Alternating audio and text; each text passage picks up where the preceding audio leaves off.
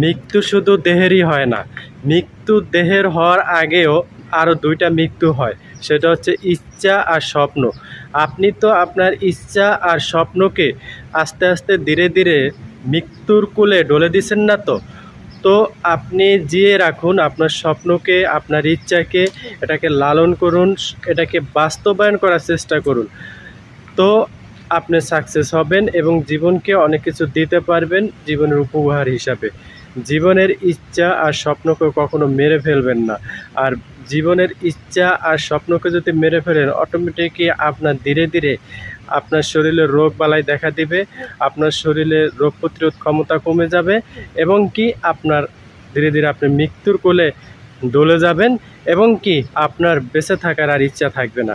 তো মৃত্যুর আগেও আরও দুটি জিনিসের মৃত্যু হয়, সেটা হচ্ছে ইচ্ছা আর স্বপ্ন। এইগুলোকে আপনি জিয়ে রাখুন।